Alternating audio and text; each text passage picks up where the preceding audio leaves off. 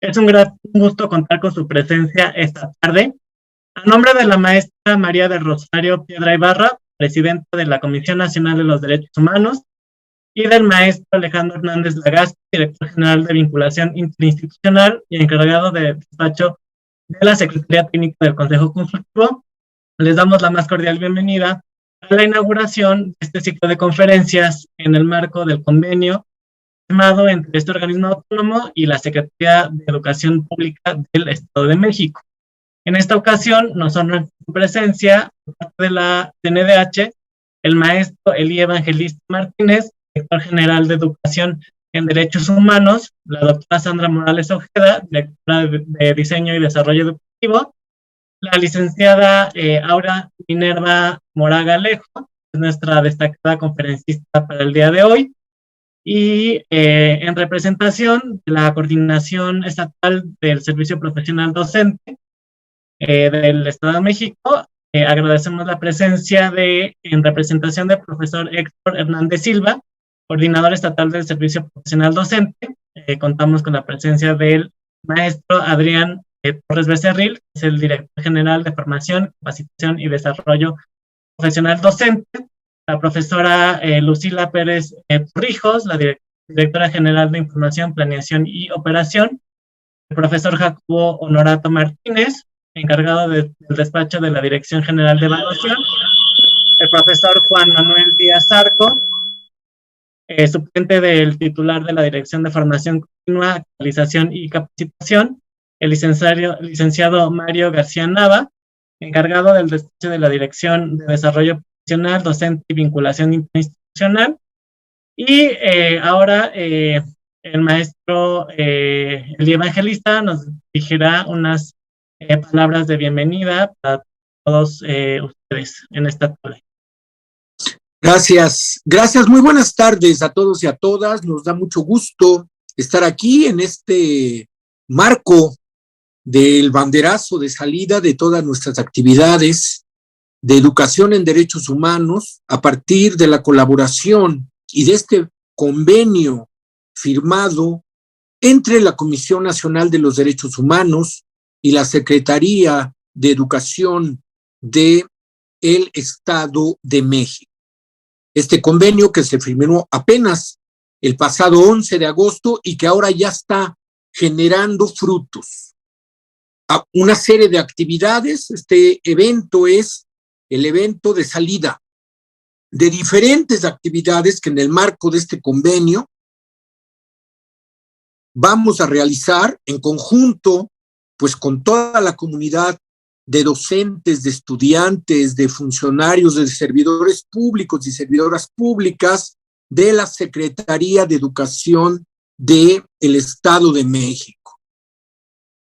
Se van a realizar diferentes actividades académicas dirigidas, vuelvo a repetir, especialmente a los docentes, no solo a los docentes, pero con mucha centralidad de los docentes en este proceso de actualización, de formación, de capacitación en derechos humanos, donde tendremos cursos, diplomados, conferencias en línea,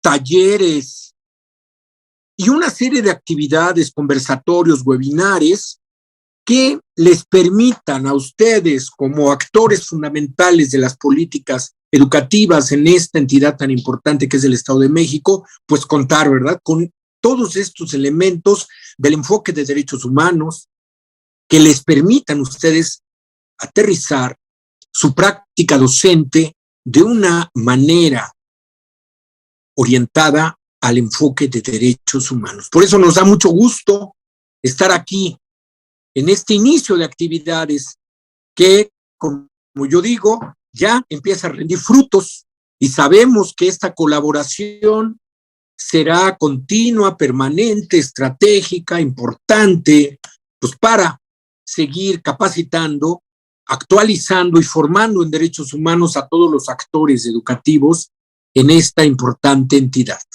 Nuevamente reciban un cordial y afectuoso saludo de nuestra presidenta, la maestra María del Rosario Piedra Ibarra, presidenta de la Comisión Nacional de los Derechos Humanos, que les manda un saludo a todos los integrantes de la Secretaría de Educación, pero también muy importante a todos los docentes, estudiantes, servidores públicos de la misma, para seguir construyendo con visión de derechos humanos esta misión tan estratégica que es la educación. Muchas gracias y muy buenas tardes a todos y a todas.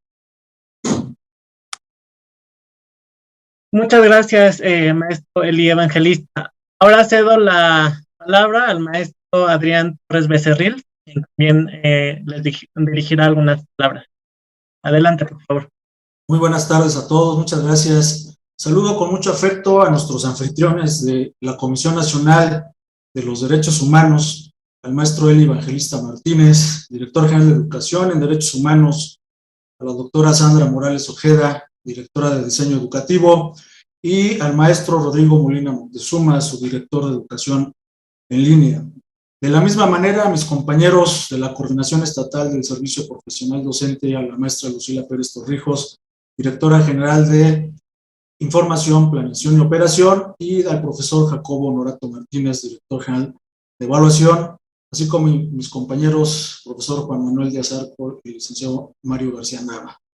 Y desde luego, y de manera muy destacada, la conferencista del día de hoy, a la licenciada Aura Moraga Alejo. Muchísimas gracias.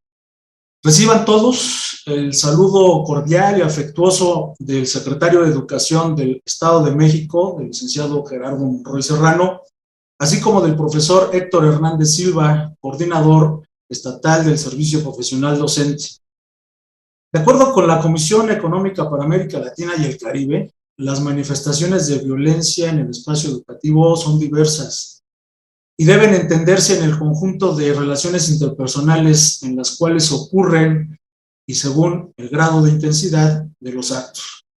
Sabemos que se trata de una situación que no solo vulnera el derecho de niñas, niños y adolescentes a crecer sanos física y mentalmente, así como el derecho a la protección contra el abuso y la discriminación, sino que además genera consecuencias negativas que pueden perdurar a lo largo de la vida.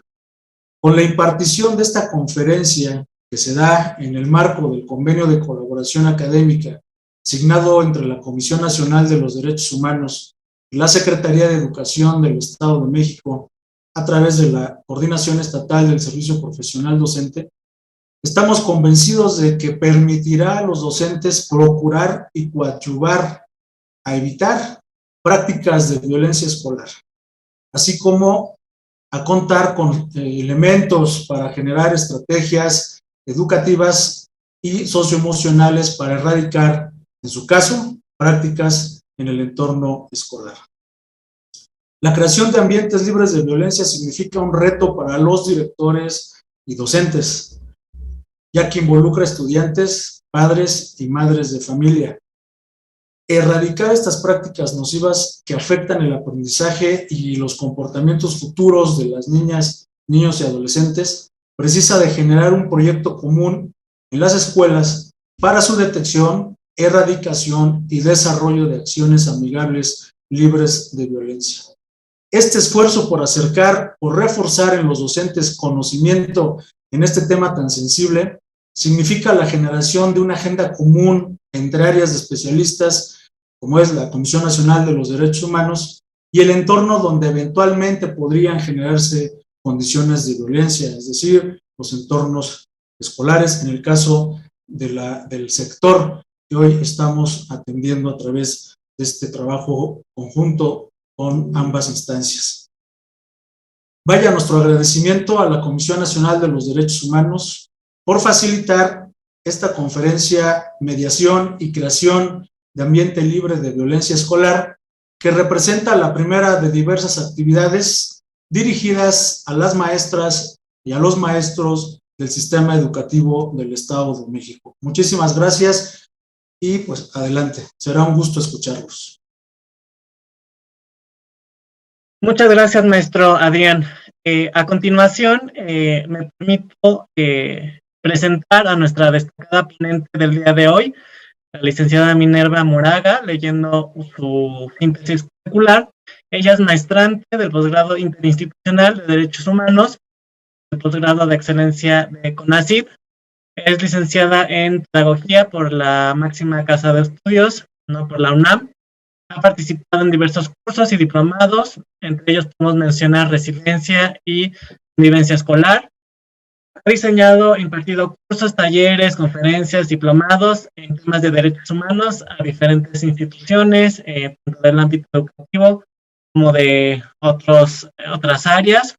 Es coautora del curso en línea La mediación como herramienta para la transformación del conflicto y también participó como experta en contenidos en el programa Aprende en Casa 2, en el curso de formación cívica y ética.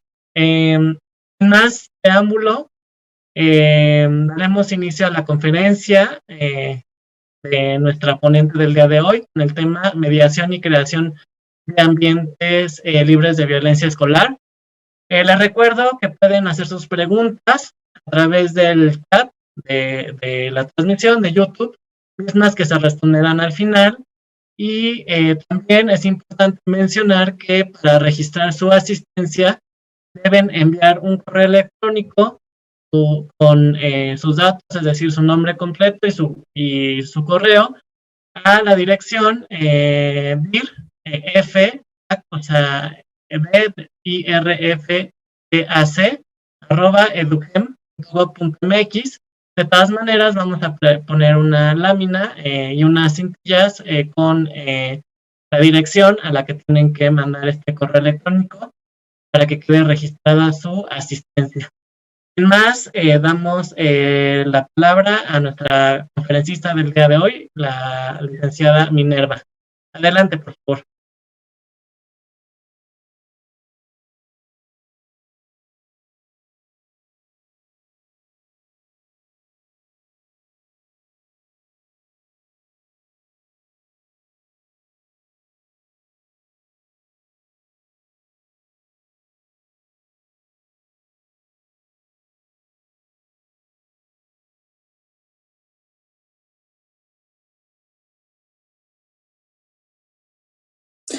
Buenas tardes, gracias. Muchas gracias, maestro Rodrigo.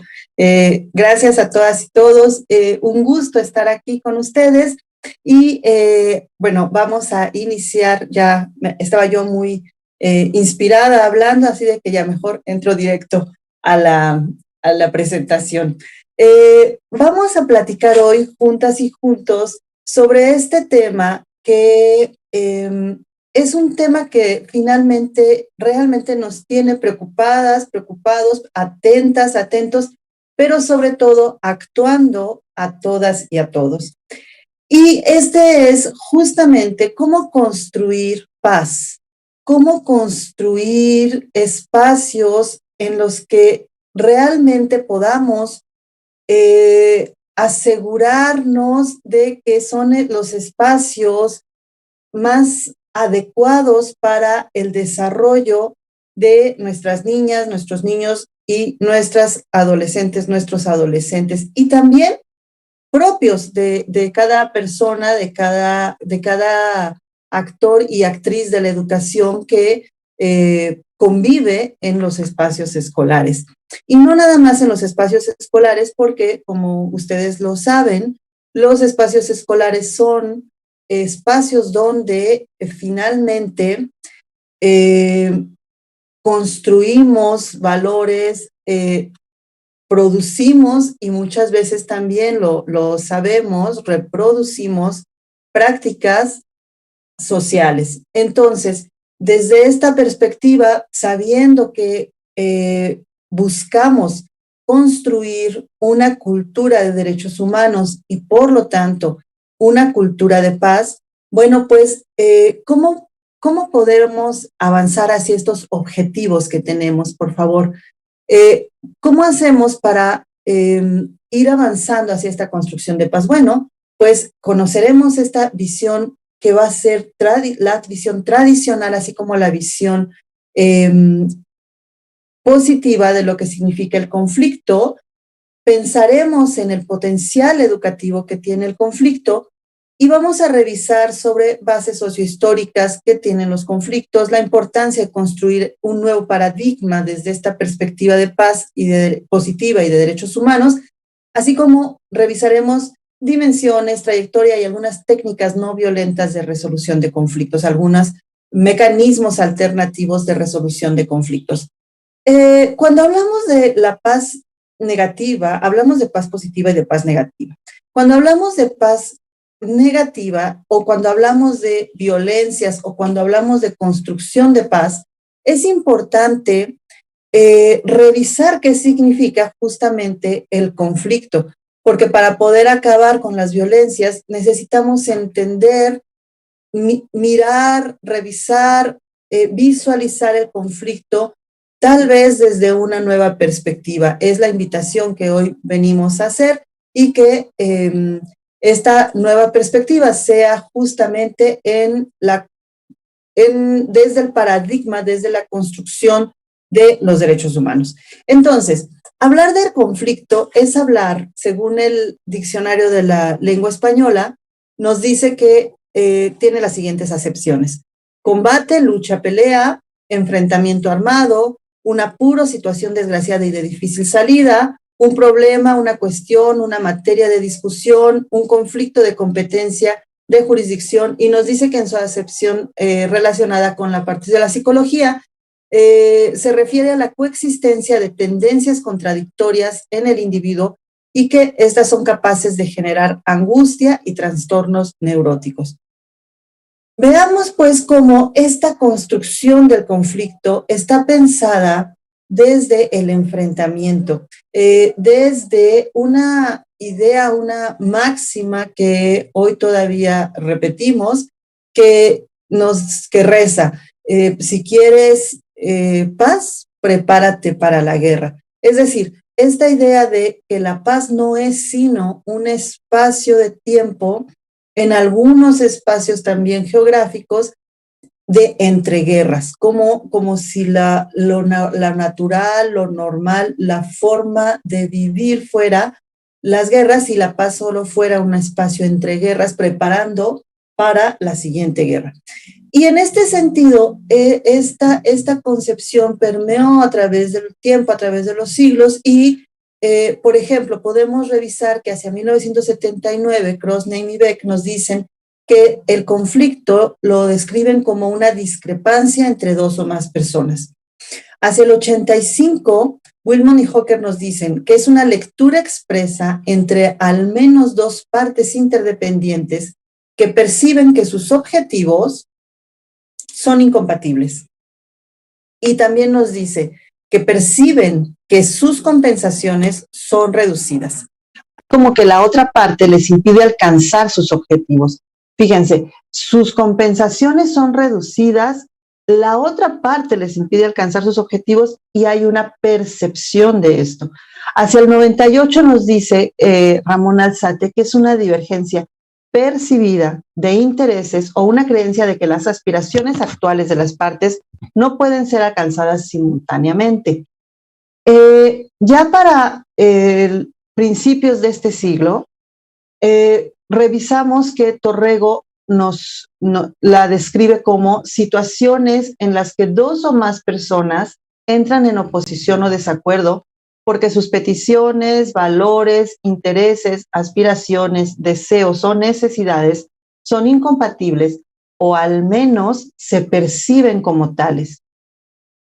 En 2002, Bocquet nos dice, y empieza a introducir una nueva idea, una nueva manera de acercarse al conflicto. Nos dice, son un hecho natural de la vida. Es decir, ahí están, aprendamos a convivir con el conflicto, aprendamos a manejar los conflictos, porque además quita el juicio de valor sobre el conflicto y nos dice, ni son positivos ni son negativos, depende de cómo respondamos ante ellos.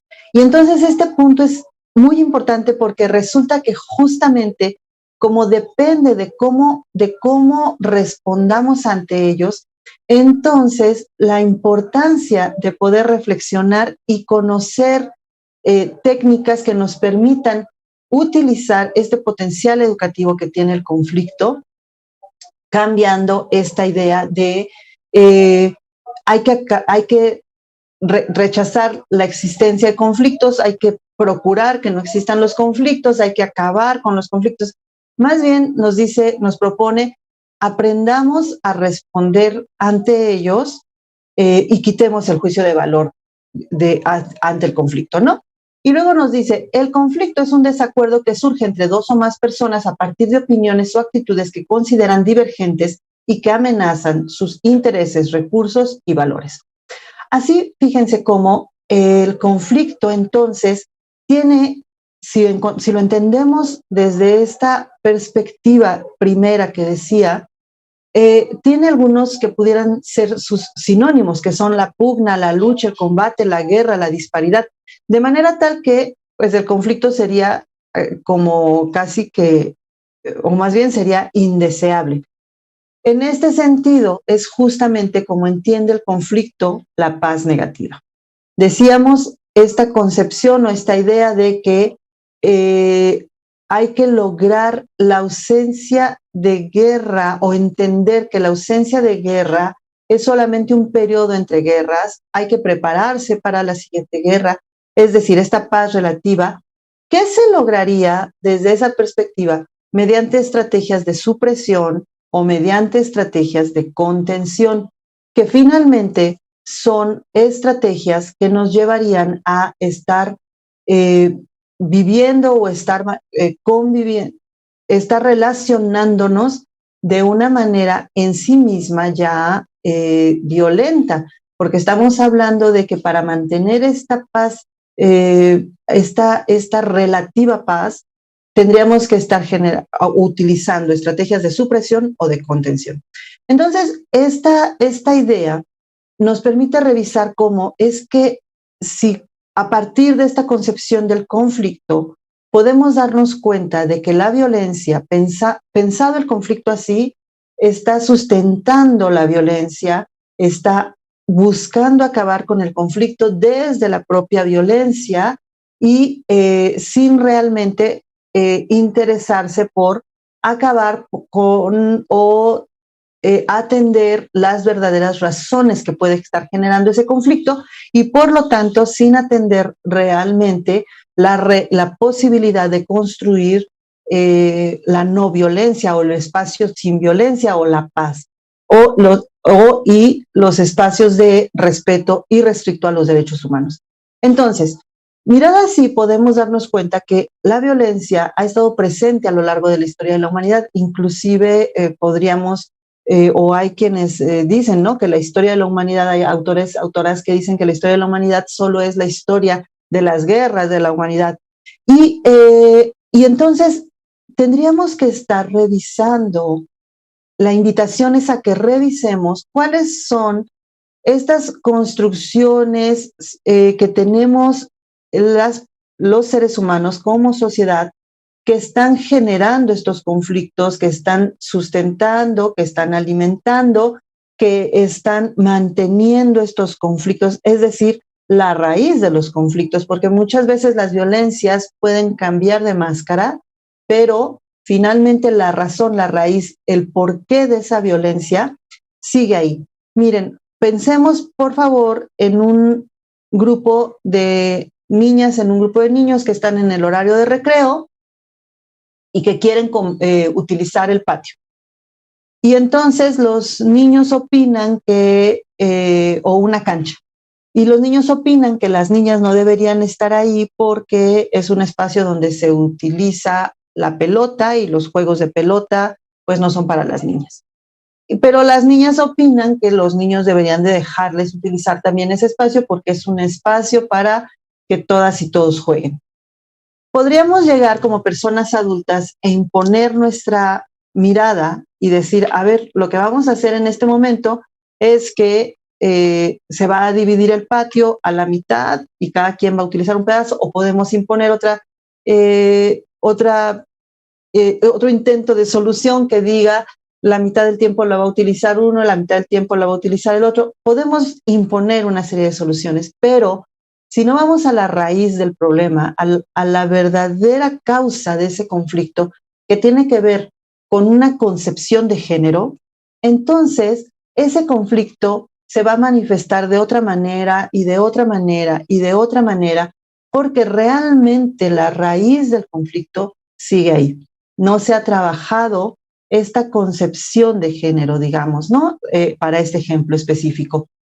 Y así para cada uno de los conflictos, ¿cuáles son las razones reales que están provocándolo? Entonces, es que miremos esta violencia desde lo que Galtung llamó el triángulo de la violencia para poderla revisar y para poder acabar con ella, ¿no? Para poderla transformar o para poderla convertir o para poder, en el caso de lo que estábamos diciendo hace un momento, para poder utilizar este conflicto con todas sus posibilidades para la construcción de espacios que sí deseamos, de espacios en los que las personas podamos desarrollarnos, las niñas, los niños, las personas adolescentes puedan desarrollarse en todas sus capacidades. Entonces, decíamos, tenemos una serie de violencias directas y esta serie de violencias directas pues quedan ejemplificadas aquí como con este árbol, ¿no? Ustedes pueden ver podemos todas y todos ver un árbol y vemos pues que puede estar frondoso, que puede estar grande, que puede tener ramas bastante fuertes, anchas, pero gruesas, pero realmente, y esto estaría representando las violencias directas, que como dice la gráfica que tienen ustedes enfrente, son visibles, son intencionales, involucran la fuerza física, el abuso verbal y el abuso psicológico, y podemos identificar a la persona responsable, el sujeto o sujetos responsables de ejercer las violencias. Pero alimentando este árbol, alimentando esta parte visible del árbol, hay un par de violencias que estarían representadas por estas raíces. Estas raíces que son grandes, que son profundas, que están muy nutridas y que representan las violencias estructurales y las violencias culturales. Estas violencias estructurales y culturales que hemos naturalizado, que han sido introyectadas, que aceptamos y muchas veces hasta defendemos como lo que debe de ser. O justificamos con frases como siempre ha sido así. O hacemos chistes, reproducimos canciones, en fin, hacemos toda una apología cultural de las violencias. Y entonces, por ejemplo, podemos pensar en esta violencia estructural. Miren, aquí dice, es invisible, naturalizada, vista como algo normal, incrustada en el sistema social como es parte de la vida cotidiana. No está claro quién o quiénes son las personas o los agentes agresores. Es inequitativa y promueve la injusticia social, la inequidad, la discriminación, la carencia. Entonces, pensemos, por ejemplo, en la pobreza. Pensemos en esta injusticia social que significa la pobreza.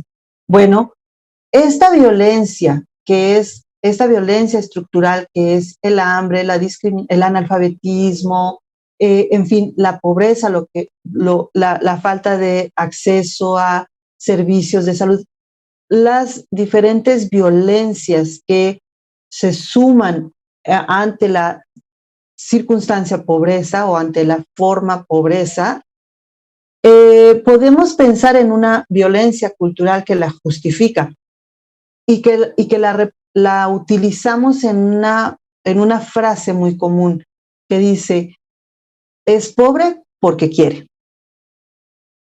No, ninguna persona es pobre porque quiere.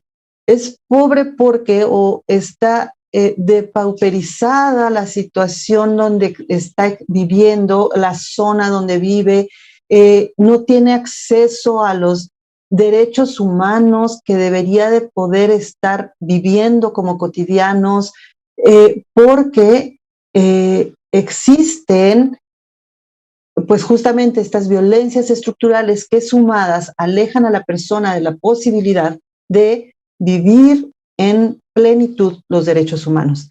Sin embargo, esta frase de es pobre porque quiere es un tipo de violencia cultural que justifica entonces estas violencias estructurales y estas violencias directas que se viven. Siempre ha sido así, esta parte que se esconde detrás de la cultura y las tradiciones, pues es que siempre ha sido así, pero eso no quiere decir que forme parte inalienable, que si se retira ese elemento, esa cultura esté en riesgo de desaparecer. Entonces, más bien estamos hablando de una violencia cultural escondida detrás de una cultura, de una tradición. Dice, es usada para justificar la violencia estructural, es lo que estoy ejemplificando, y se sustenta en nociones de odio, de miedo y de sospecha.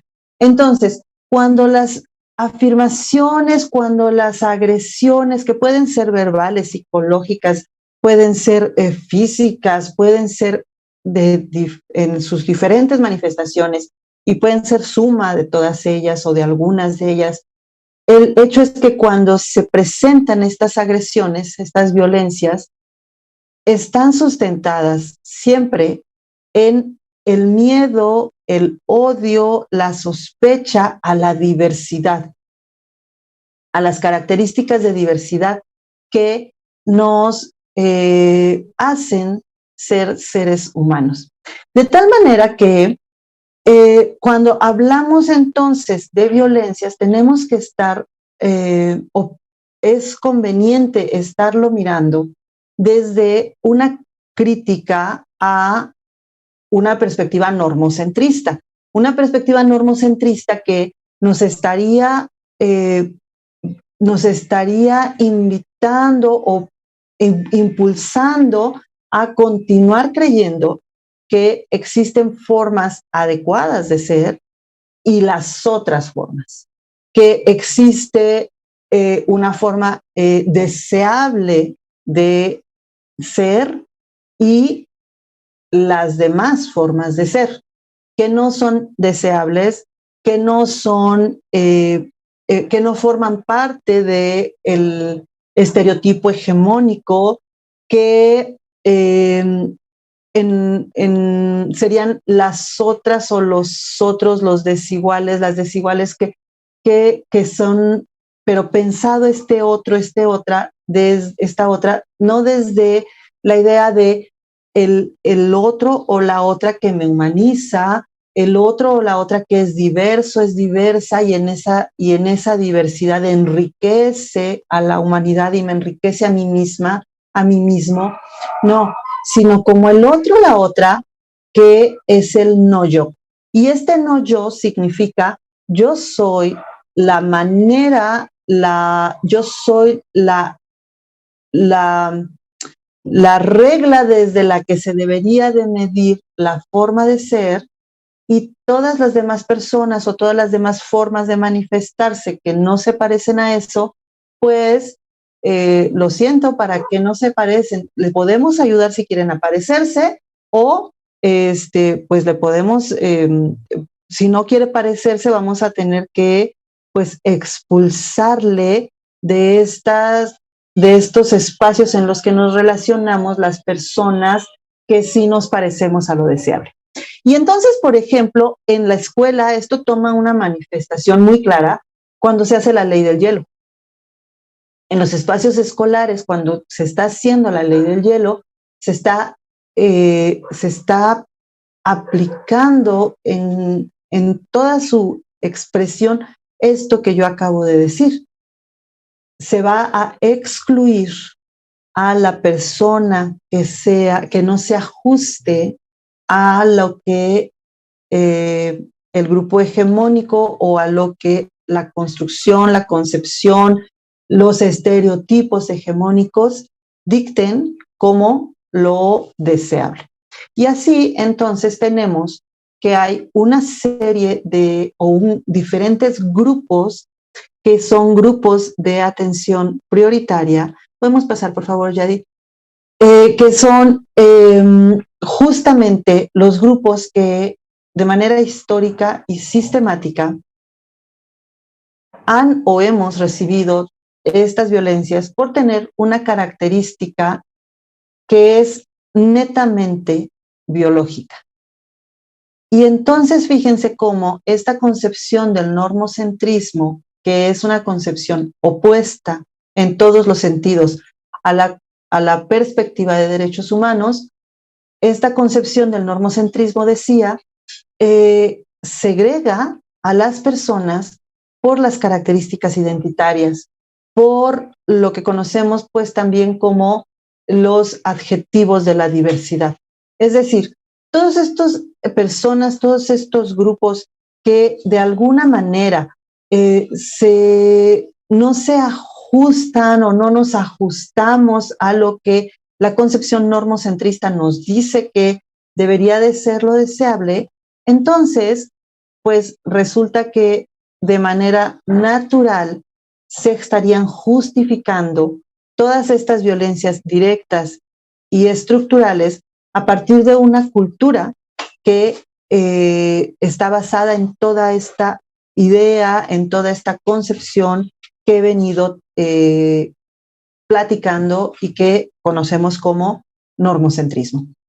Entonces, pudiera ser por una cuestión de género, pero pudiera ser por una cuestión de algún tipo de discapacidad, por edad, o esta que no tiene que ver con características biológicas, pero que finalmente sí está muy relacionada con todo esto que estoy platicando, que tiene que ver con si alguien tiene una condición de persona migrante, en fin, todas estas características que, les digo, de manera histórica y sistemática han sido no razones, porque no hay ninguna razón en hacerlo, pero sí lo que ha motivado a muchos grupos a generar estas violencias. Entonces, esta cultura de la violencia ha impregnado nuestros modos de ser, nuestras relaciones, los medios de comunicación, el trabajo, los espacios de ocio, tiempo libre, los juegos. Es decir, ha impregnado, ha alimentado y a su vez produce y reproduce todas estas concepciones de violencia, todas estas concepciones de esta construcción en la manera de relacionarnos. Evidentemente, estas formas pues generan conflictos que no se atienden, no se miran desde la raíz. Y al no mirarse desde la raíz, pues no se van solucionando. Y como ustedes saben, las instituciones reproducen y reproducimos esta violencia. Las diferentes instituciones en donde llevamos a cabo las diferentes formas de educación que puede ser formal, no formal o informal. Y a partir de estas instituciones donde llevamos a cabo estas formas de educación, donde nos educamos, es decir, producimos y reproducimos conocimiento, pero también valores, pero también estas violencias y muchas otras cosas, estas instituciones como por ejemplo la familia, la escuela, el Estado, las iglesias, los medios de comunicación, entre otras muchas, son justamente estas instituciones donde se lleva a cabo esta reproducción cultural mediante de la violencia, de los conflictos y mediante la violencia simbólica. Entonces, toda esta concepción, toda esta construcción, es necesario mirarla, reconocerla y cuestionarla. Cuestionarla profundamente si lo que deseamos es realmente poder construir espacios para la paz y los derechos humanos. Es decir, para poder llevar a cabo la educación para la paz y los derechos humanos, con el objetivo de informar, formar, transformar, es decir, atender los 4 pilares de la educación, pero no nada más, o más bien realmente los 4 pilares de la educación, no quedarnos nada más en el conocimiento y en el saber conocer y el saber hacer. Sí es importante, claro, que conozcamos sobre derechos humanos, que entendamos qué son los derechos humanos. Inclusive es muy importante que sepamos cuáles son los mecanismos de protección a los derechos humanos, pero también es muy importante, es complementario y no tendría prácticamente ningún objeto estar nada más, igual que con cualquier otra área del conocimiento que trabajemos desde la educación, quedarnos nada más en los 2 pilares no vuelve completa la formación, no genera este proceso de enseñanza-aprendizaje en el que realmente podemos llegar a transformar, a formar en valores, en actitudes. Es decir, los objetivos actitudinales son muy importantes cuando hablamos de esta educación para la paz y los derechos humanos. Y en este sentido, como los objetivos actitudinales no son, ustedes lo saben, colegas, que no son objetivos que se trabajen en una materia, son objetivos que se manejan, se trabajan, de manera transversal. Entonces, en tanto que se van a trabajar de manera transversal, lo que vamos a hacer entonces es sí trabajar desde el currículum explícito, pero principalmente o muy importante, de manera muy, muy importante, hacerlo desde el currículum oculto.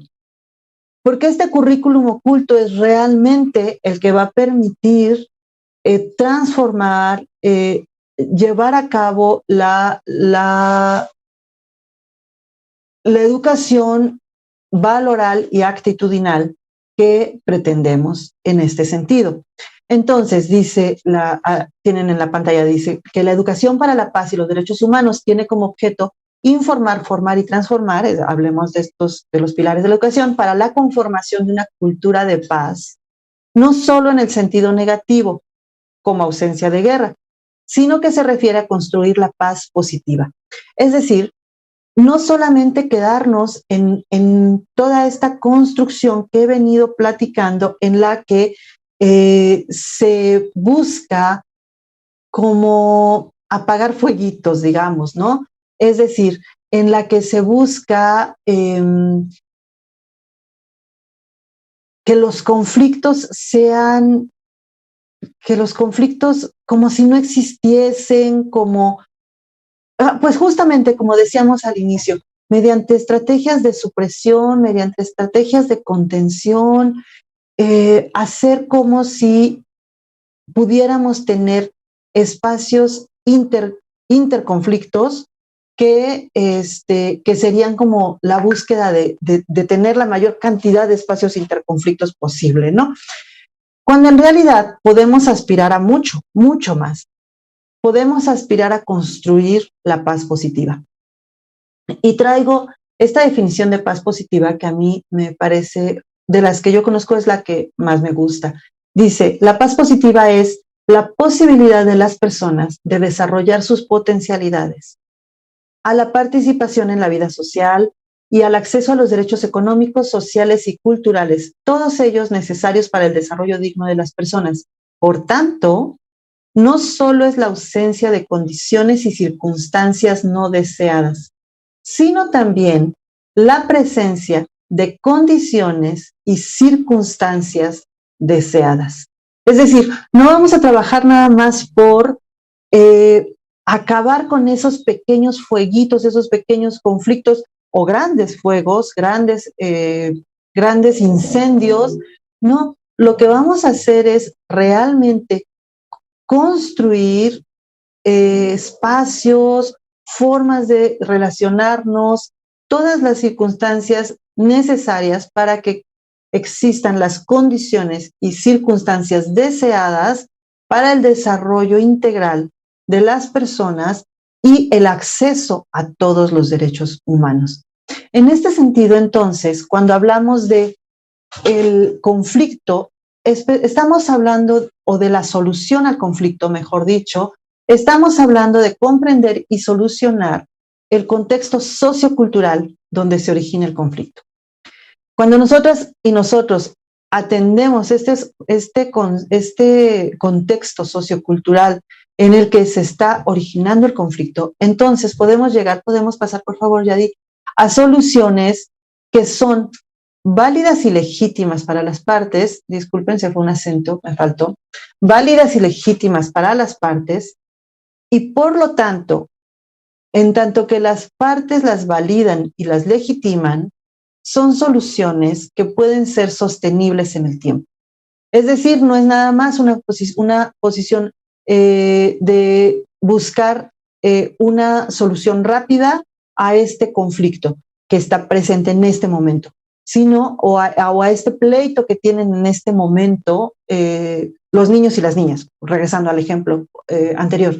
No, encontrar cuáles son realmente, cuál es ese contexto sociocultural. Es decir, hace un momento les decía, en ese ejemplo que puse, tendríamos que estar revisando desde la perspectiva de género qué es lo que está ocurriendo y trabajar con estas niñas, con estos niños, en estas reflexiones sobre todos los estereotipos en los que puede ser que estén creyendo. Y puede ser que ante esta intervención pudiéramos abrir el campo, abrir la mirada de niñas, niños y adolescentes a otras formas de entender las relaciones humanas, a otras formas de entenderse a sí mismas y a sí mismos, y por lo tanto a tener esta posibilidad, como decíamos hace un momento, de que existan las condiciones y las circunstancias deseadas para el desarrollo de todas las personas. Así, por ejemplo, ante cualquier conflicto, necesitaríamos pensar, regresando a la idea del árbol, pero más bien ahora pensándolo como un iceberg, que es la idea original de Galtung, él lo plantea como un iceberg. Veamos, si tenemos un conflicto que puede ser, por ejemplo, pasamos, por favor, como ven en la gráfica, puede tener que ver con comida, tradiciones, vestuario, ritos, mitos, comportamientos, posiciones, objetos, percepciones, instituciones, en fin, los espacios donde se pueden llevar a cabo o donde se pueden ejercer las violencias directas. Entonces, revisemos por cada uno de estos conflictos o por todos los supuestos, las presuposiciones, los símbolos, los esquemas que dan sentido a nuestra realidad. Tales como, por ejemplo, ¿qué nociones de belleza tenemos? Y estas nociones de belleza están influyendo en mi opinión de cómo deben vestir las personas, cómo deben comportarse, en qué posición deben estar, en fin. El concepto del tiempo, cómo nos relacionamos, cuál es el lenguaje visual, en fin, revisarnos en todos los aspectos, en todas nuestras maneras de manifestar pues estas creencias que tenemos o estas formas en las que fuimos educados, en las que nos hemos desarrollado y que hemos introyectado, cuáles son los valores, las creencias, los estereotipos, los prejuicios que hemos introyectado y que defendemos y que sin cuestionar siquiera producimos y reproducimos. Todas y todos hemos sido formadas de esta manera, por lo que a todas y todos nos toca esta interesantísima tarea, importantísima tarea de revisarnos. Entonces, hacer esto desde una visión no violenta, porque no quiere decir que no existan conflictos, existen conflictos, pero la manera de abordar los conflictos y la solución al conflicto, pensada así, pensada desde la revisión de los contextos socioculturales, la revisión de todos estos estereotipos, todo lo que he venido hablando, teniendo presente que gran parte de estos conflictos pueden estar, tener sus raíces en esta visión normocentrista, que queremos ir hacia otros espacios, hacia otras formas, en fin, que lo que realmente queremos lograr es estas soluciones que sean válidas y legítimas para las partes y por lo tanto sostenibles en el tiempo. Entonces nos cambia la visión de conflicto.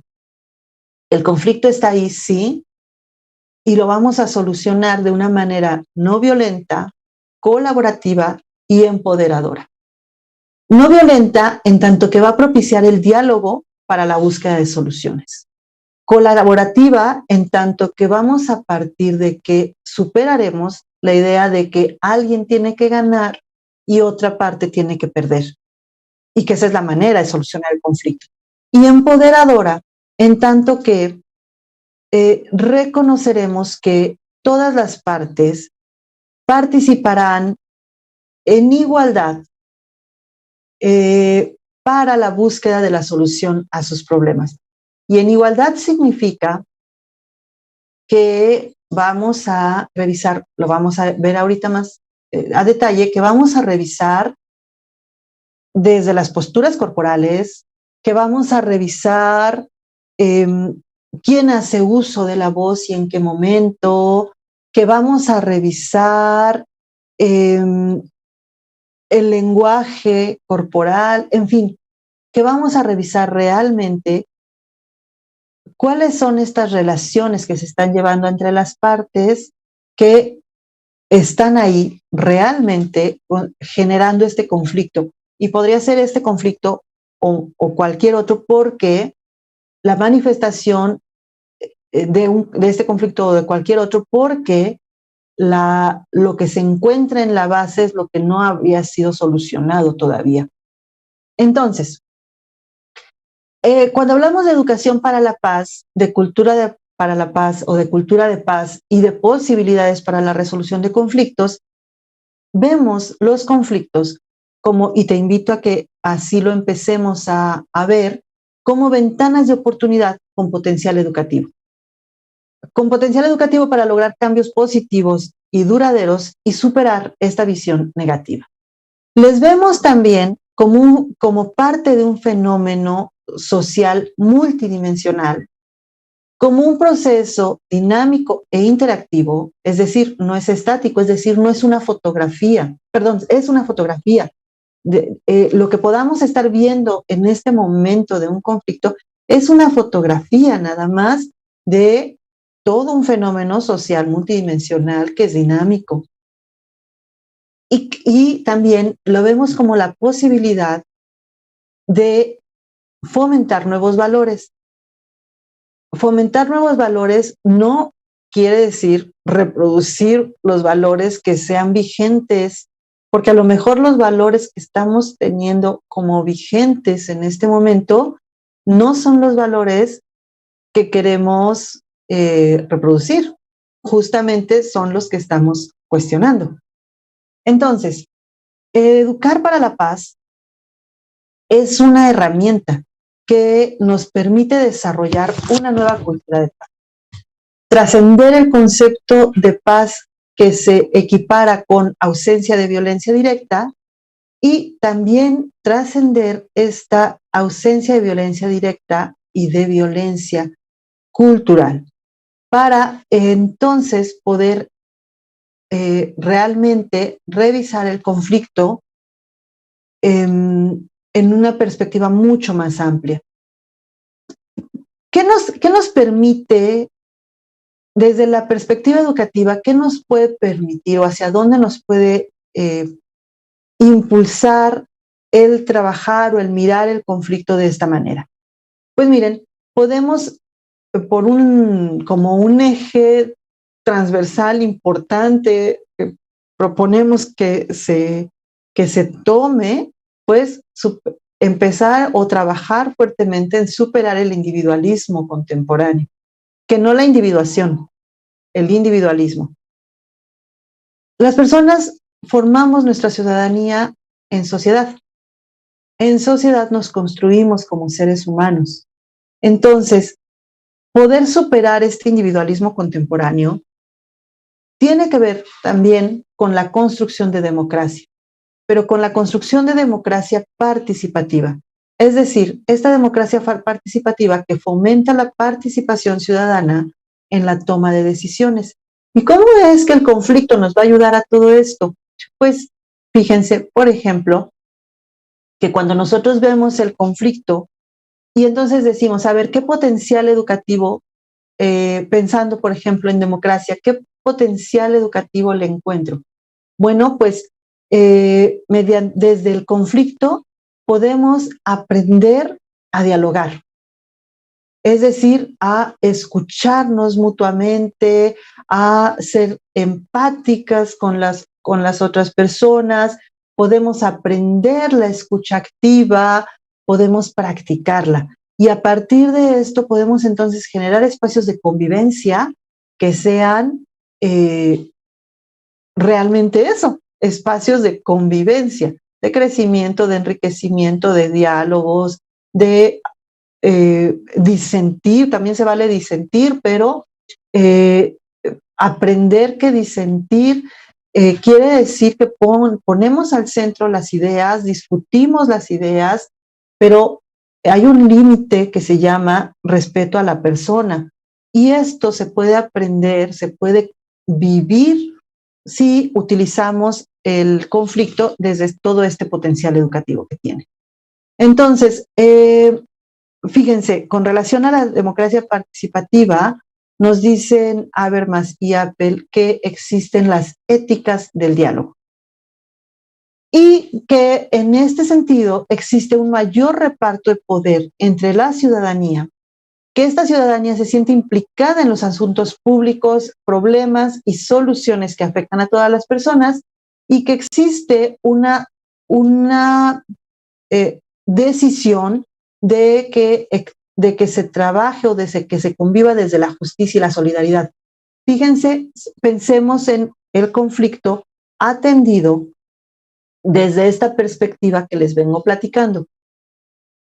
Podremos entonces pensar que un conflicto nos puede llevar a que exista un mejor reparto entre el poder que se ejerce en los espacios escolares, que podemos generar que todas las personas, actores y actrices de la educación que conviven en los espacios o que convivimos en los espacios educativos, nos impliquemos en los asuntos que corresponden a este espacio educativo, a sus problemáticas y a sus soluciones, entendiendo que nos afectan a todas y a todos, podremos generar esta conciencia, este valor, esta práctica de la justicia y de la solidaridad. Entonces, fíjense cómo estamos educando desde esta perspectiva de atención al conflicto en un valor, en una práctica tan importante como es la democracia participativa. La democracia, base pues también de la construcción de sociedades de derechos humanos. La democracia y la resolución pacífica de conflictos suponen entonces el ejercicio del diálogo y del consenso, suponen la escucha activa, suponen atender las necesidades de las otras personas, es decir, suponen la empatía. Y a esto Habermas le llama o considera que son los elementos necesarios de las situaciones ideales del habla. Y nos dice que estas situaciones ideales del habla permiten argumentar sin coacciones, acceder a un consenso y que se dé una simetría para todas las partes participantes en el discurso. Entonces, este es justamente el potencial educativo del que venimos hablando cuando pensamos en la resolución de conflicto, no nada más como una imposición para acabar con este pequeño conflicto que se está generando en este momento específico, sino toda esta concepción que venimos platicando que subyace o que está ahí sosteniendo realmente el conflicto. Entonces, para generar consensos desde esta simetría del poder, nos sigue diciendo Habermas, se requieren tener o se generan lo que se conoce como las condiciones de las situaciones ideales del habla. Y que esto implicaría que exista la misma oportunidad de usar los actos del habla. Todas y todos sabemos que habemos personas que tal vez somos un poco más tímidas o un poco más reflexivas, o tal vez antes de hablar, pues se lleva a cabo un proceso de reflexión largo, en tanto que habemos otras personas que tenemos esta posibilidad de el uso del lenguaje hablado más desarrollado.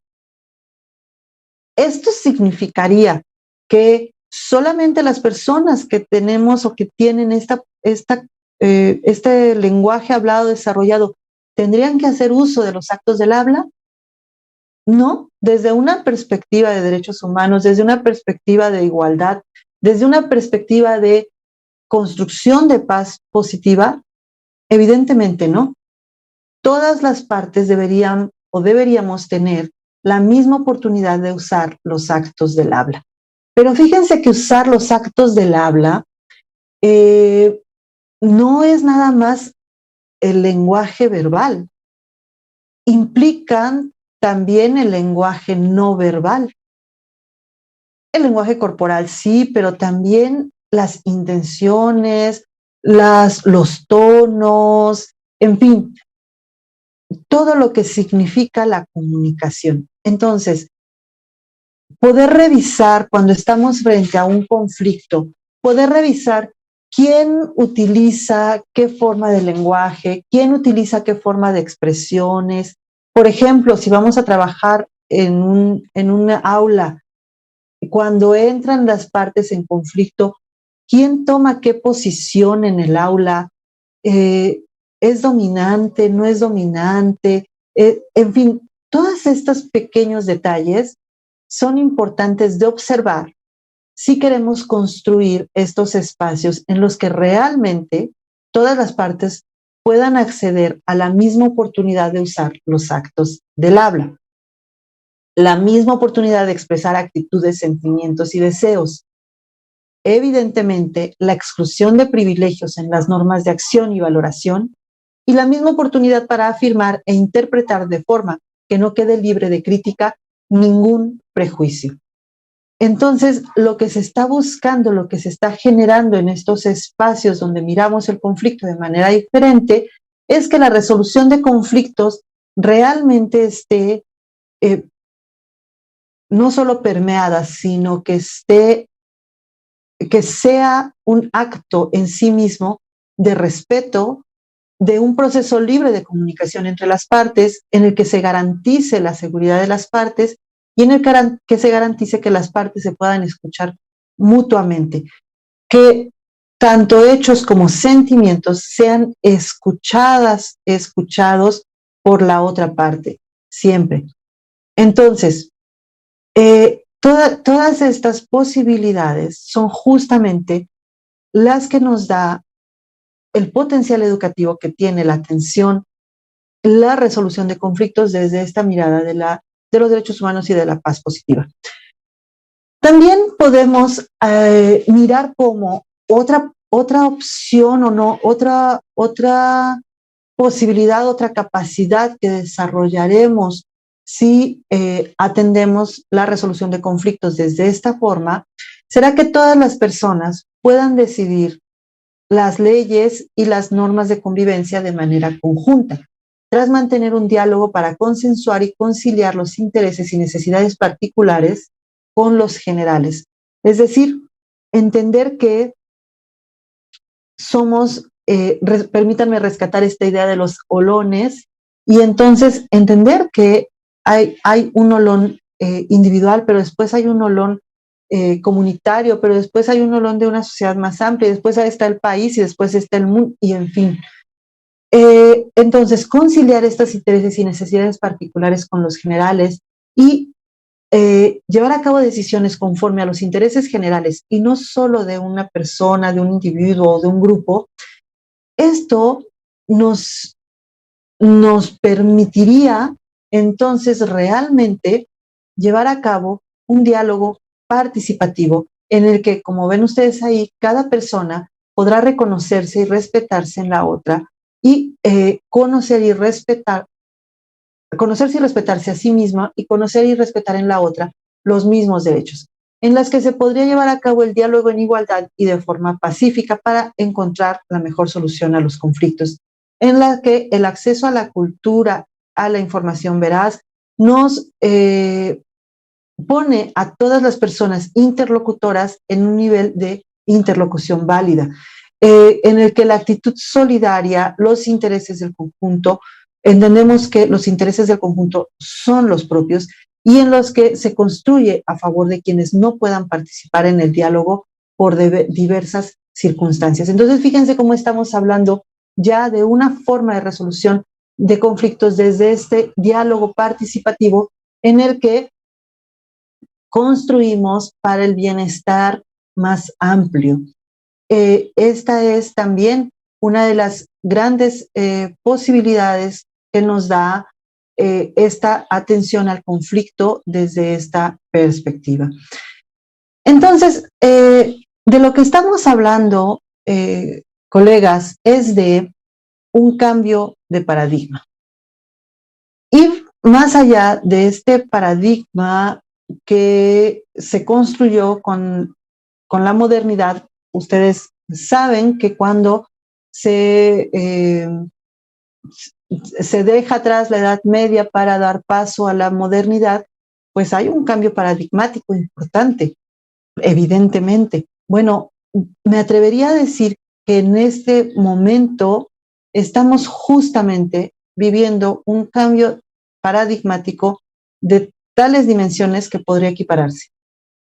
Por lo tanto, en este momento, la construcción de la modernidad, hace siglos así lo planteó, dijo que al centro estaría el valor de las cosas, pero también puso ahí entre lo que te podría ser este valor, pero valor monetario,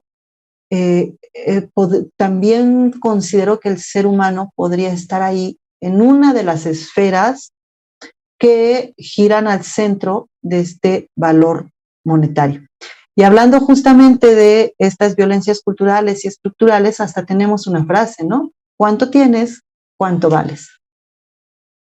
Y la propuesta que hace la perspectiva de derechos humanos, la propuesta que se hace desde los derechos humanos es que este cambio de paradigma ponga al centro la dignidad, el respeto irrestricto a la dignidad de seres biopsicosociales, espirituales, para quien también es importante esta esfera, es decir, de seres humanos, y que esta dignidad del ser humano esté al centro cuando hablamos de todas las diferentes construcciones que podemos hacer los seres humanos, de la cultura, de la ciencia, de las artes, de lo económico, en fin, de la educación, en fin, de todas las diferentes construcciones, formas de relacionamiento, formas de construir conocimiento, en fin, que tenemos los seres humanos. Ese es justamente el quid de la cuestión, el centro, el alma de lo que significa construir paz, construir culturas de derechos humanos, educar para la paz y acabar o transformar. Por eso hablamos de transformar los conflictos, y esta transformación lleva justamente a este camino en el que el conflicto se vuelve este motor, o que no es un pretexto, pero se vuelve este elemento desde el que podemos ir educando, ir tomándolo para todas estas posibilidades educativas, todas estas posibilidades pedagógicas, didácticas, de las que venimos hoy charlando. Entonces, Cuando hablamos de la cultura de la paz, y desde este nuevo paradigma que se impulsa desde los derechos humanos, tenemos que considerar que existen una serie de valores que son irrenunciables para una vida digna. La paz en sí misma, la libertad, la justicia, la igualdad serían valores irrenunciables, si ustedes están de acuerdo conmigo, valores para los que no podríamos estar llegando a consensos, ok, un poquito de libertad o un poquito de justicia, no, son irrenunciables. Valores para la solidaridad, valores para la convivencia democrática, tales como la tolerancia, la participación, el coraje cívico, la coherencia, la disponibilidad y propiamente los derechos humanos. Entonces, esta cultura de paz, esta cultura impregnada de estos valores, fíjense cómo nos lleva a mirar esta universalidad de los derechos humanos, no nada más desde la perspectiva de los derechos humanos son universales porque son para todas las personas, que sí, por supuesto, esto es importante no perder de vista cuando hablamos de derechos humanos y por lo tanto cuando estamos hablando de la universalidad de los derechos humanos.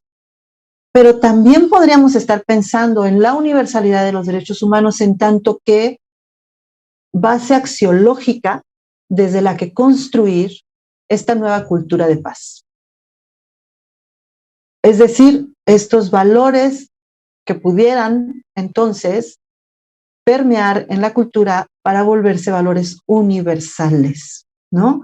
Y entonces esta base axiológica llevaría a que realmente todas las personas por igual pudiéramos vivir todos los derechos humanos. Quisiera también, cuando hablamos de toda esta construcción del conflicto, hacer un énfasis en que no nos referimos, a pesar de que estamos hablando de toda esta construcción de una nueva forma, de un nuevo paradigma y que el conflicto en sí mismo puede ser un elemento de tal trascendencia en el espacio educativo para poder lograr toda esta construcción, por favor no caigamos en el error de romantizar o de pensar en la resolución del conflicto, y perdonen la imagen que voy a hacer, que es tan cotidiana, pero desde una perspectiva Disney. No es esta idea de ahora todos solucionamos nuestro conflicto desde la paz positiva y qué felices somos y cantaron los pajaritos. No.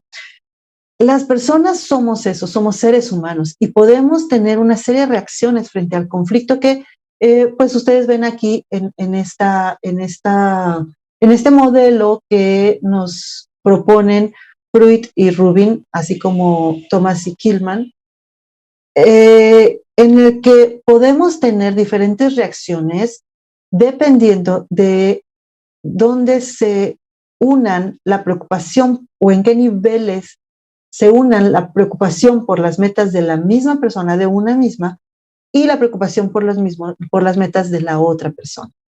Qué tan altas y qué tan bajas sean, podemos competir, colaborar, realizar concesiones recíprocas, evitar o acomodar. ¿Hay alguna que es más deseable que otra? ¿Hay alguna que es más aplaudible que otra? ¿Hay alguna que es menos deseable que otra? Cada quien, dependiendo de su momento y su circunstancia y del conflicto que esté viviendo, tendría que utilizar unas, y a lo mejor alguien utiliza la reacción de evitar y no podemos exigirle que haga otra cosa, porque a lo mejor evitar, es decir, huir de ese espacio donde esté viviendo las violencias, es lo que le salve la vida, ¿no? O es lo que le salve la integridad. Entonces, no podemos exigir a las personas siempre permanecer ahí donde está el conflicto, pero sí podemos hacer todo este trabajo pedagógico, todo este trabajo didáctico para construir realidades cada vez más amplias, cada vez más ciertas, en las que las personas sepamos dialogar, sepamos respetar a la otra, al otro y convivir con las diversidades y saber que se van a dar conflictos, pero que tenemos una serie de herramientas para solucionarlas de una manera respetuosa a la dignidad del ser humano. Entonces, las dimensiones del conflicto serían el problema, el proceso y las relaciones entre las personas. Este conflicto que tiene un problema, un proceso y unas relaciones entre las personas puede ser, su trayectoria puede ser graficada según Salcedo y Jennings, y por favor no pensemos que los conflictos siempre tienen que pasar por este caminito que muestra la gráfica, es solamente como para visualizarlo, de un momento de una paz que pudiéramos decir paz estable o una paz negativa entre guerras, decíamos, ¿no? Una fase latente a una paz inestable en la que escala y las tensiones se agudizan. Llega el momento de crisis y entonces viene el momento propiamente de la confrontación violenta, que puede escalar inclusive hasta su forma de guerra, para venir entonces un cese al fuego y la construcción de paz, un acercamiento y una reconciliación. No necesitamos, les decía, llegar hasta estos puntos más álgidos del conflicto, pero sí saber que si nosotros hacemos oídos sordos a los momentos, por ejemplo, en que se están se están agudizando las tensiones, al momento en que ya hay una confrontación, pues va a seguir escalando y va a seguir escalando. Necesitamos atenderlo. Y para eso justamente es que contamos con esta perspectiva que les estoy platicando y también con mecanismos alternativos de resolución de conflictos. Los conflictos, como la violencia escolar, el acoso escolar y la resolución de conflictos, puede hacerse desde diferentes mecanismos. Y se llaman mecanismos alternativos de resolución de conflictos porque, como podemos mirar a través de la historia y de esta charla, la manera en que hemos solucionado los conflictos, pues ha sido mediante el propio conflicto y mediante la propia violencia. Entonces no los hemos solucionado, ¿no?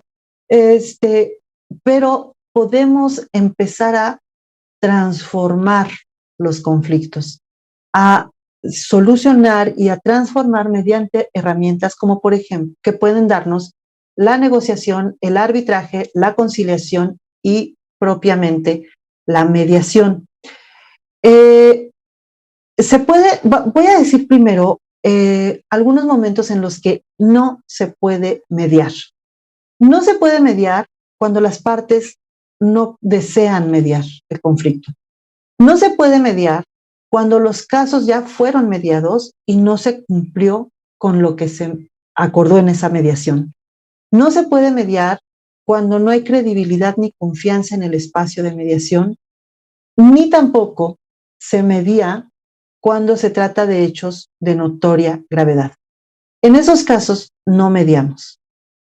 Pero en los demás casos podemos negociar, se puede llevar un arbitraje, se puede llevar una conciliación y en el espacio escolar idealmente se puede mediar.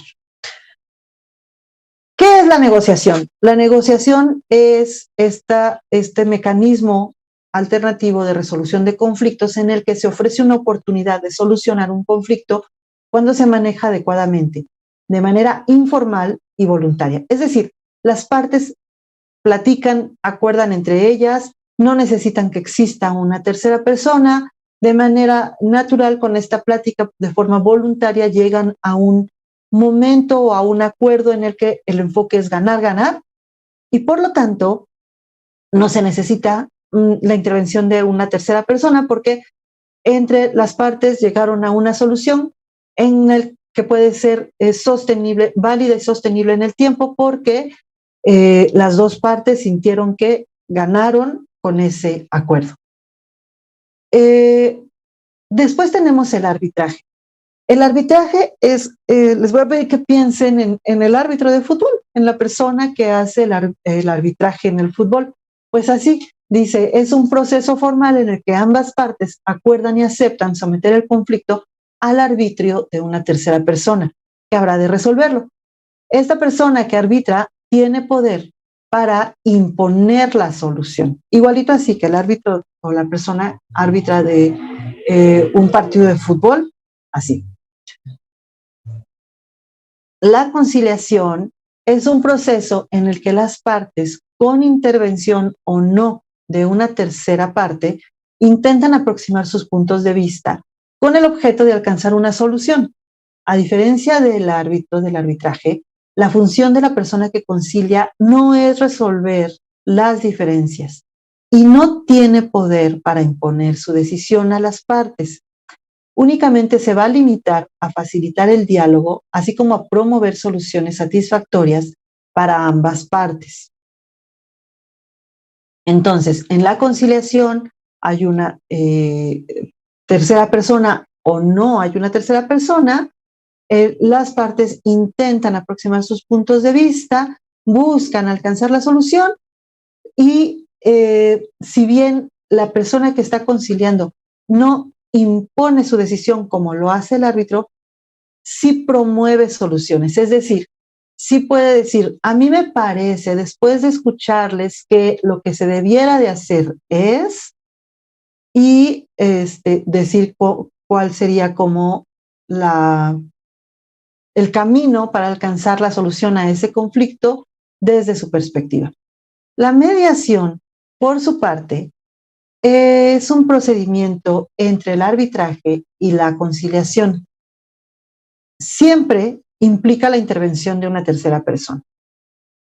Como veíamos hace un momento, en la conciliación puede o no existir. Sin embargo, la persona mediadora ni impone su solución como en el caso del arbitraje, ni sugiere la solución como en el caso de la conciliación, sino que lo que hace es mirar el conflicto desde todos estos elementos que hemos venido revisando. Es decir, ¿cuáles son las raíces reales de ese conflicto? ¿Cuáles son las circunstancias históricas, sociales, económicas, culturales que sustentan ese conflicto, que son raíces que lo alimentan? ¿Qué es lo que realmente se tendría que estar solucionando para poder solucionar este conflicto? Pero no solamente eso, sino que además busca establecer espacios en los que las condiciones ideales del habla se den para todas las partes, evidentemente, porque son condiciones ideales del habla, en las que observará cuál es la relación entre estas partes, cuál es, si existe de facto una forma de relacionamiento jerárquica tal vez, o de imposición tal vez, o de sumisión tal vez. Es decir, observará cuáles son estas formas de relacionamiento que tienen. Buscará tal vez en momentos individuales, tal vez en momentos en los que las dos partes estén presentes, ayudar a las partes a escucharse a sí mismas y a escuchar lo que la otra parte tiene que decir sobre ese conflicto. Así pues, cuando hablamos de este tratamiento de conflicto, el protocolo sería la evaluación, la aceptación, la actitud, la acción y el análisis. Donde, cuando hablamos de evaluación, que es el primer momento, se atenderán los objetivos reales de cada una de las personas, el poder de cada una de las partes, el entorno y métodos que históricamente se han usado en su resolución, las características personales de los intervinientes en el conflicto, de las partes intervinientes en el conflicto. Durante la aceptación, buscará que justamente se lleve a cabo la aceptación por las partes de la aceptación de la situación del conflicto, de las propias percepciones y entender cómo es que esas percepciones propias están ahí presentes en esta situación del conflicto.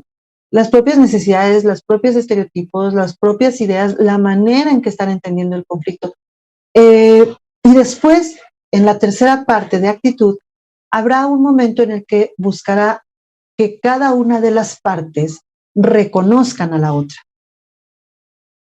Entonces se llegará a la acción que buscará modificar la situación inicial y el análisis de todo lo que está sucediendo. Es decir, la evaluación de este momento. ¿Se acuerdan que les decía que el conflicto es como una fotografía? Este momento del conflicto es una fotografía. Pues en este momento de análisis sacaremos una fotografía de este conflicto en este momento, con este trabajo, con estas partes. ¿Qué errores es importante evitar? Buscar culpables, es decir, esta parte en la que podemos decir, bueno, es que la verdad es que tú sí hiciste, es que si no lo hubieras hecho, buscar generar esta sensación de, o las dos partes son culpables por generar esta sensación de culpa. Hay que evitarlo, aunque no lo expresemos, aunque nada más lo pensemos. Acuérdense que tenemos el lenguaje corporal y el lenguaje corporal no miente. Y este lenguaje corporal que no miente también puede ser leído por las partes. Aunque posiblemente no se pueda verbalizar, puede ser leído por las partes. Entonces, evitar este error de buscar culpables y evitar también interferir en la comunicación entre las partes. Si ya están llegando a un acuerdo, permitir que ese acuerdo fluya, por ejemplo. O también no decir, a ver, es que tú no le estás escuchando, también tú, porque no te diste cuenta de que esta parte de interferir en la comunicación. Podemos trabajar de manera individual para ayudar a las partes a escucharse, para que cuando vayan a reunión de todas las partes, entonces ya se hayan escuchado y sean capaces de escuchar a la otra parte también, pero buscaremos no interferir. ¿Qué obstáculos podemos encontrar? Pues la limitación de ideas. Y para esto podemos hacer unas técnicas de lluvia de ideas, ¿no? Una técnica de lluvia de ideas en la que no juzgamos ninguna de las ideas que están ahí, después miramos lo negativo y lo positivo de cada una de las ideas, lo neutro, y entonces iremos haciendo un cernimiento hasta llegar a las ideas para que sean, que hagan sentido para cada una y todas las partes. Otro obstáculo sea que se den ideas pero no se tomen decisiones. Otro obstáculo sea que se tomen las decisiones pero no se accione. Y finalmente que se accione pero que no se logren los objetivos. Estos serían obstáculos que podríamos encontrar a la solución. En tanto que evidentemente el estado ideal sería pues que se lograran los objetivos, que se tomara una decisión y que esa decisión pues se ejecutara. ¿Qué posibles actitudes individuales podemos encontrar cuando estamos en un espacio de mediación? Pues que haya un acercamiento, un entendimiento común, que las partes no quieran acercarse, que permanezcan en la misma posición en la que empezaron y que de manera completamente indeseable que las partes se alejaran en sus posiciones. De tal manera que los escenarios que podríamos mirar en un espacio de mediación o en una forma de trabajo de mediación para un conflicto sería que se polarizasen, que se fijasen en su posición, que hubiera un efecto de persuasión que no queremos, porque si alguien tiene esta capacidad de persuadir, entonces no es que todavía no se están tiene esta capacidad de persuadir y lo hace a través de la persuasión, genera que la aparente solución del conflicto sea como la está mirando desde su perspectiva y desde su propia interpretación, entonces querrá decir que no se habrán establecido correctamente los espacios para que todas las partes pudieran acceder al habla en igualdad de condiciones. Entonces, no queremos este efecto de persuasión, aunque pudiera, como un canto de sirenas, ¿no? Pudiera atraernos por ahí, pero no lo queremos cuando hablamos de mediación. Lo que sí desearíamos es el efecto de compromiso. Ambas partes se valoran y se escuchan por igual, produciéndose un acercamiento en sus posiciones. Este cambio paradigmático de la resolución no violenta de conflictos tiene algunos elementos fundamentales. Entonces, el empoderamiento de las partes del que hemos venido hablando, estas partes como forjadoras de decisiones para la construcción de acuerdos, para la consecución de los mismos. Por ejemplo, el reglamento escolar. El reglamento escolar es un tema constante, ¿no? Podríamos generar un nuevo reglamento escolar en el que todas las partes fuesen escuchadas en igualdad de condiciones, en el que todas las voces tuvieran un espacio en igualdad para construir un reglamento que se apegue a derechos humanos. Es decir, podríamos dejar atrás esta idea de que el reglamento está para decir quién es la autoridad, por ejemplo, o para que las personas o las características o las formas de ser no apegadas al concepto aspiracionista del que hablaba al inicio, no tengan como esta posibilidad real de expresión, que mejor se apeguen a esta idea a lo que desde la idea normocentrista y aspiracionista se espera que cumplan. Podríamos cambiarlo por un reglamento, decía hace un momento, que se apegue a derechos humanos, que se construya desde la igualdad por toda la comunidad. Eso podría empoderar las partes, podría acabar con conflictos.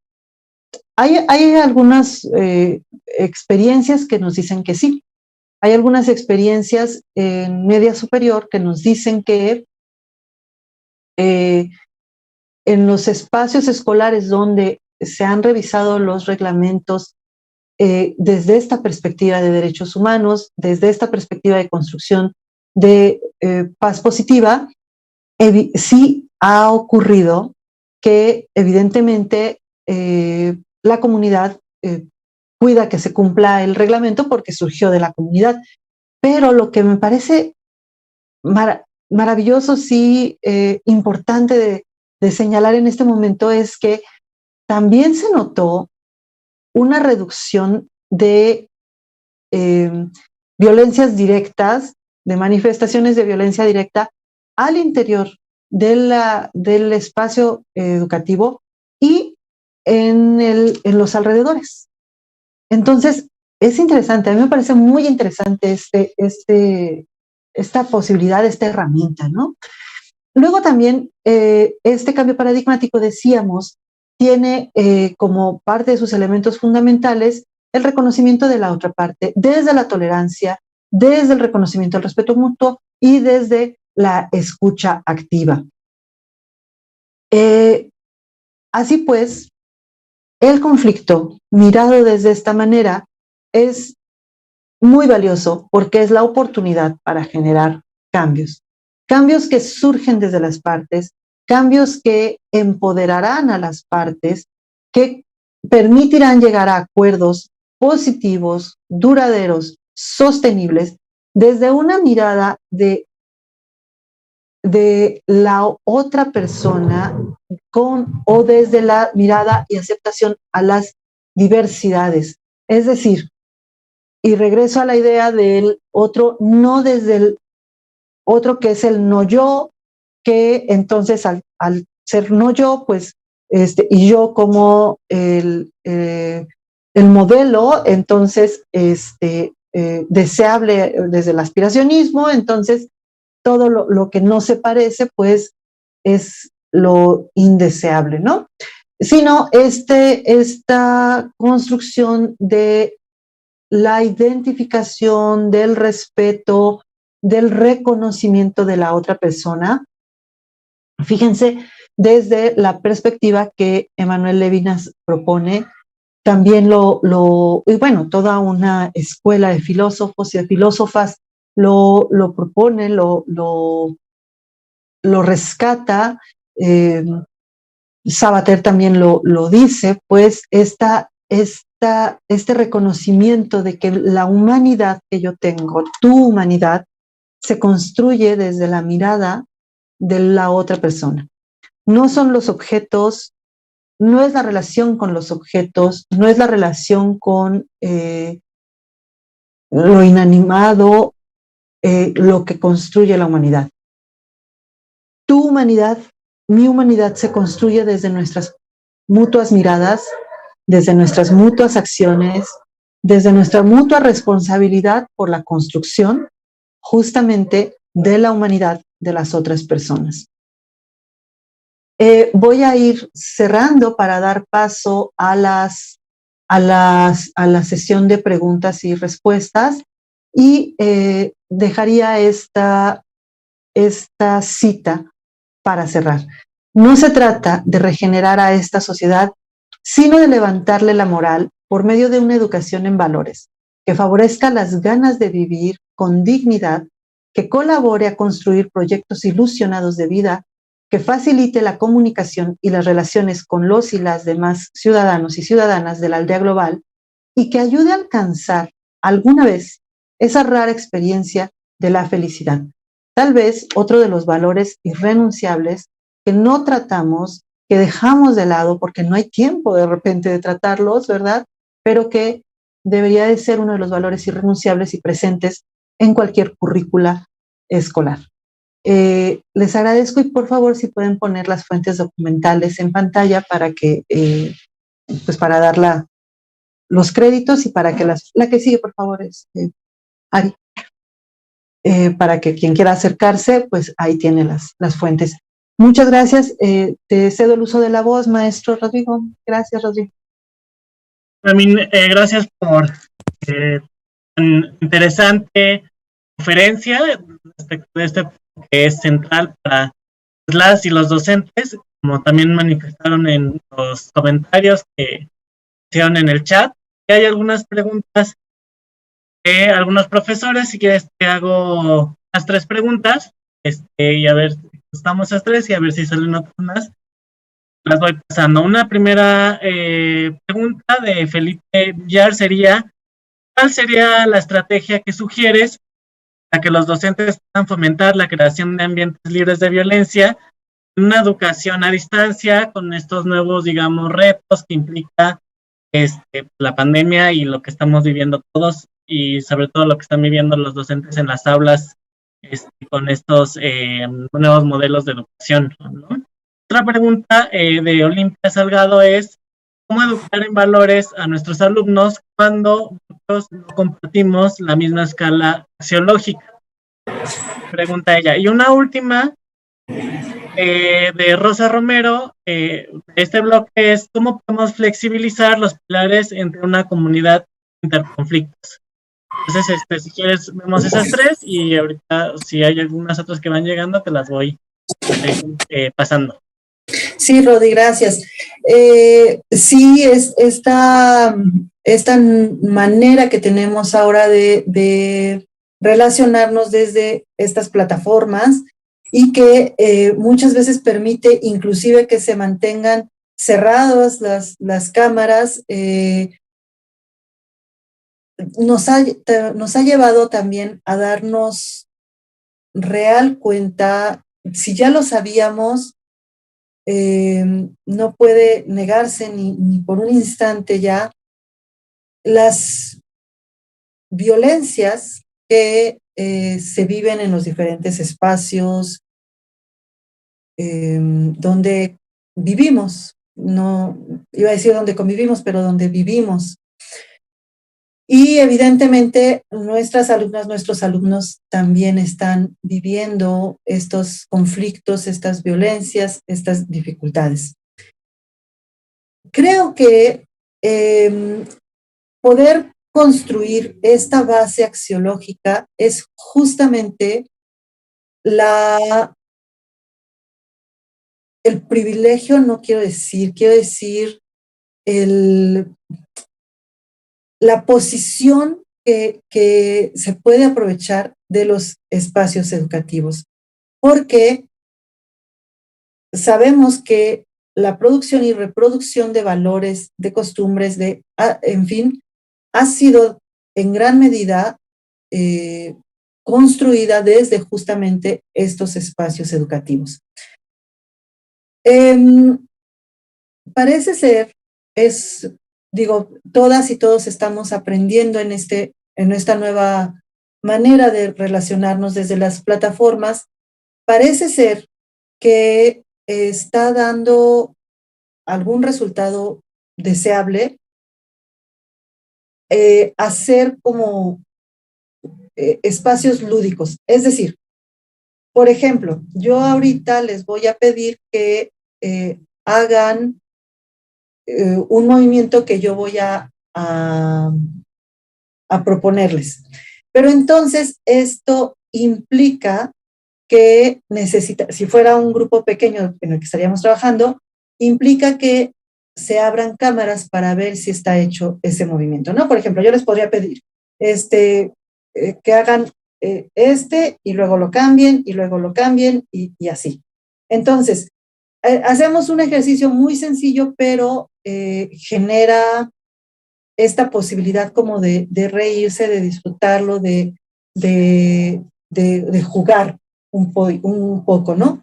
Y esta posibilidad de jugar, pues parece ser que está dando resultados hacia la construcción de espacios o estas aulas virtuales que permitan mirarnos y platicar también de lo que nos esté preocupando en este momento.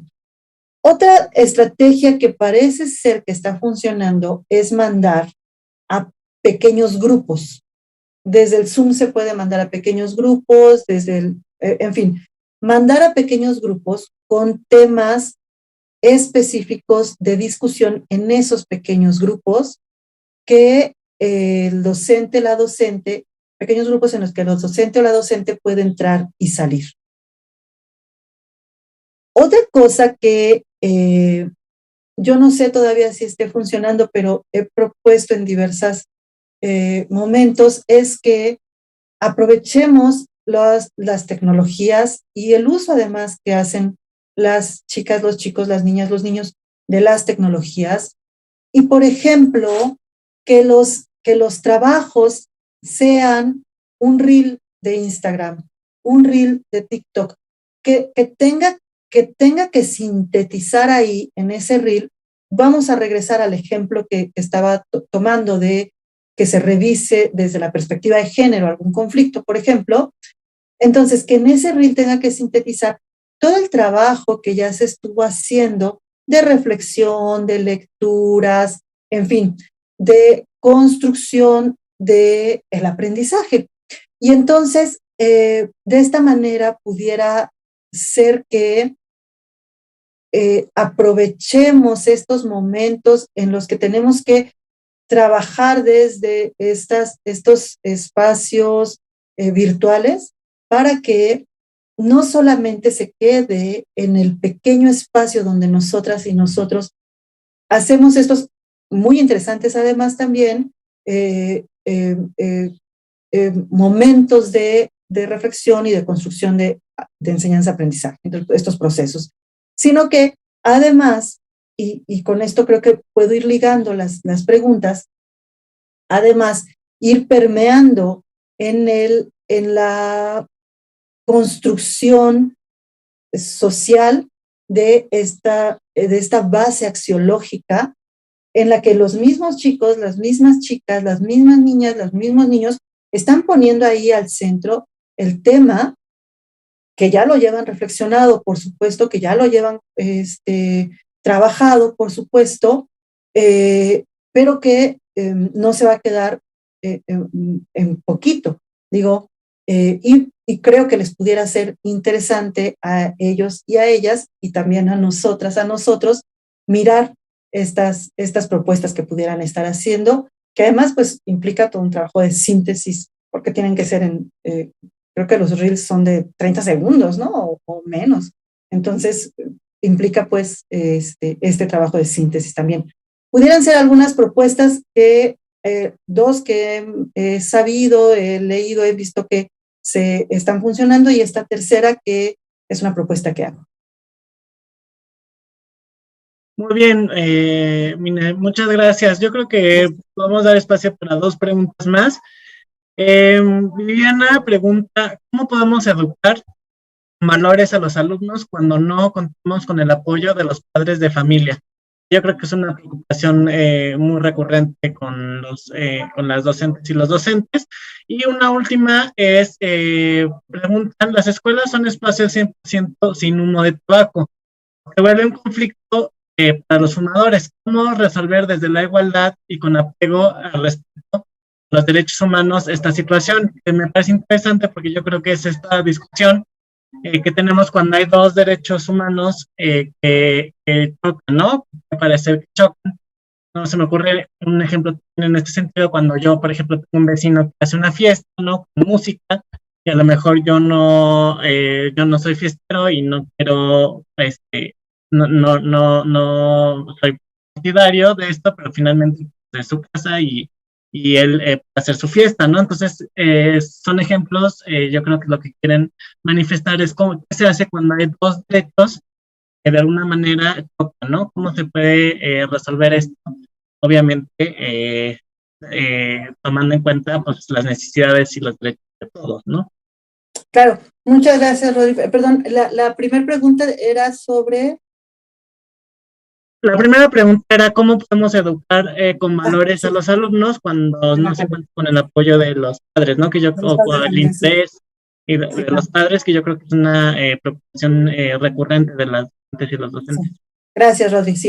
Sí, esta preocupación constante, inclusive les recomiendo regresar a la lectura de El valor de educar de Sabater, ¿no? En este texto él hace toda una reflexión sobre este triángulo, justamente madres, padres de familia o espacio de la casa, espacio escolar y en este caso sería pues la Secretaría de Educación Pública o las instituciones que se hacen cargo de la educación a nivel federal o estatal, que dice, nos vamos como tirando la bolita, ¿no? Te toca. Creo que es parte justamente de este cambio hacia dejar atrás la individuación para construir en esta visión de lo que es bien para esta pequeña comunidad, es bien para la comunidad mayor. Es muy complicado, sabemos que hay niñas y niños viviendo situaciones de verdad indeseables, pero también creo que las escuelas tienen no sé si es exactamente una ventaja, pero sí una característica, y es que las niñas y los niños, las y los adolescentes, las personas adolescentes, pasan mucho tiempo en esta convivencia, ahora virtual, pero son periodos también importantes. Y yo creo que no es menor la influencia que tienen las y los docentes sobre la construcción de estos valores y de esta formación en las juventudes. en la infancia y en las juventudes. Desafortunadamente, sí, las personas adultas cuidadoras no siempre se